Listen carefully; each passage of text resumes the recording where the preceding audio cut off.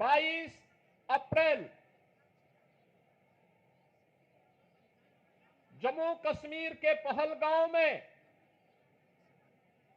पर्यटकों के साथ जिस प्रकार की बीभत्स और बर्बर घटना को पाकिस्तान परस्त आतंकवादियों ने अंजाम दिया था,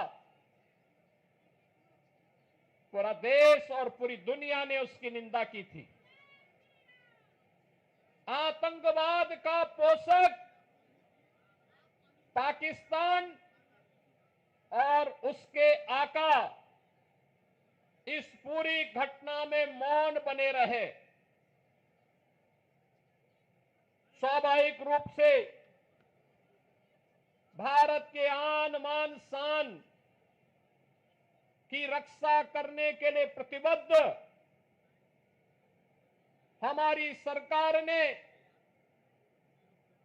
जब ये सारे के सारे प्रमाण देने के बाद भी पाकिस्तान अपनी हरकतों से बाज नहीं आया,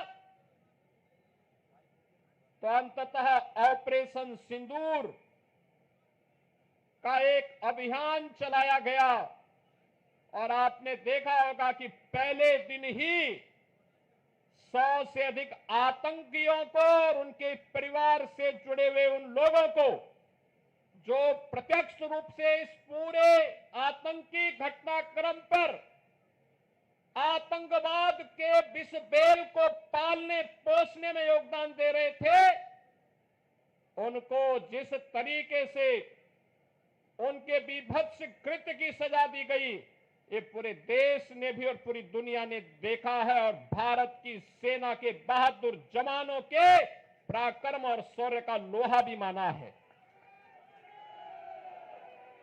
पाकिस्तान के द्वारा की गई हिमाकत को जिस मजबूती के साथ भारत के बहादुर जवानों ने, चाहे वह वायुसेना रही हो, थल सेना रही हो या नौसेना रही हो, इन सभी जवानों ने जिस मजबूती के साथ उसका जवाब दिया, दुनिया को संदेश भी दिया कि हम छेड़ेंगे नहीं, लेकिन कोई छेड़ेगा तो फिर उसको छोड़ेंगे भी नहीं। और भारत ने वह करके दिखाया है, जिसके सम्मान में आज पूरे देश के अंदर भारतीय जनता पार्टी के द्वारा ये तिरंगा यात्रा प्रारंभ की गई है। ये तिरंगा भारत के आन मान और शान का प्रतीक है। ये तिरंगा भारत के शौर्य और पराक्रम का प्रतीक है। इस तिरंगा के प्रति सम्मान का भाव व्यक्त करने के लिए, अपने सैनिकों को सर्वोच्च सम्मान देने के लिए और प्रधानमंत्री मोदी जी के प्रति आभार व्यक्त करने के लिए उत्तर प्रदेश में भी आज से तिरंगा यात्रा का शुभारंभ हो रहा है। मैं अभिनंदन करूंगा आप सभी का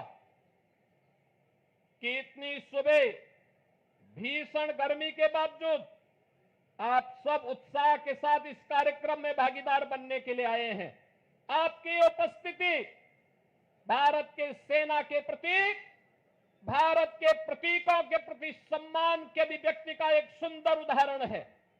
और यही धैर्य और यही समर्पण का भाव भारत के नागरिकों ने ऑपरेशन सिंदूर के तहत उत्साहित करते हुए देश के सरकार के प्रति और सैनिकों के प्रति यही भाव उस दौरान भी व्यक्त किया।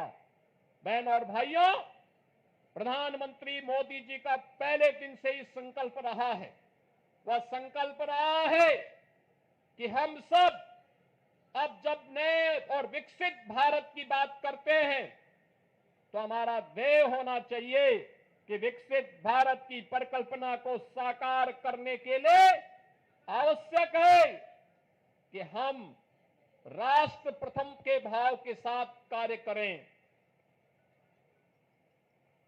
राष्ट्र प्रथम का भाव जब 140 करोड़ भारतवासियों के मन में आएगा, उसकी प्राथमिकता होगी अपने अपने क्षेत्र में उन कर्तव्यों का निर्वहन करने के लिए। जब 140 करोड़ का भारतवासी एकजुट होकर के लगेगा, तो याद करना दुनिया की कोई ताकत फिर भारत की ताकत के सामने टिक नहीं पाएगी। और प्रधानमंत्री मोदी जी ने देश की आजादी के अमृत महोत्सव वर्ष में भी यही संकल्प भारतवासियों को कराया था। और आज उसी संकल्प को दोहराने के लिए हम इस संकल्प यात्री तिरंगा यात्रा में सभी शामिल हो रहे हैं। याद करना, जब चुनौती हो, जब किसी प्रकार का कोई ऐसे नौबत आए जो राष्ट्रीय संकट के लिए कहीं कोई स्पेस दे रहा हो, उस समय हमारा धैर्य और हमारी एकता हमारी सबसे बड़ी पूंजी होती है। और उसी धैर्य और एकता के इस माहौल में भारत ने अपने बहादुर जवानों के नाते पाकिस्तान के हौसले पस्त करते हुए, आपने देखा होगा कि पाकिस्तान और उसके आका किस प्रकार की शरारत में उतर आए थे। दुनिया ने देखा है पाकिस्तान की बेशरमी भरा हुआ चेहरा, जिसमें उन आतंकवादियों के जनाजे में शामिल होने के लिए पाकिस्तान के नेता और उनके सैन्य अधिकारी भी उस आतंकी के जनाजे में शामिल होने के लिए वहां उपस्थित थे। ये चीजें दिखती है कि पाकिस्तान एक विफल राष्ट्र है। पाकिस्तान ने इन 75 वर्षों में दुनिया के सामने केवल आतंकवाद के बीज बोए हैं और पाकिस्तान ने अपनी विफलता की ही कहानी दुनिया को बताई है।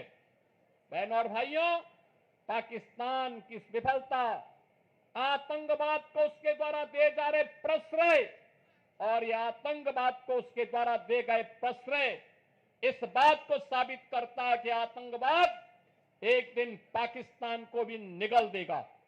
पूरी तरह खोखला हो चुका पाकिस्तान आज जिस प्रकार की हिमाकत कर रहा है, जिस प्रकार का दुस्साहस कर रहा है, ऑपरेशन सिंदूर उसका जवाब था। और आने वाले समय में तय है कि जो भी भारत की तरफ उंगली उठा करके देखेगा, भारत की बहन बेटियों के सम्मान के विरुद्ध उनकी सुरक्षा में सेंध लगाने का कार्य करेगा, उसके जनाजे में कोई रोने वाला भी नहीं मिलेगा। यह भारत का संकल्प मजबूती के साथ प्रधानमंत्री मोदी जी ने अपने संकल्प में और अपने संबोधन में व्यक्त किया है। हम आभारी हैं प्रधानमंत्री मोदी जी के, जिन्होंने देश के अंदर पूरे देश को तो एकजुट रखा ही, साथ साथ कल स्वयं पंजाब के आदमपुर में जाकर के बहादुर जवानों के हौसले को भी बढ़ाने का काम किया है।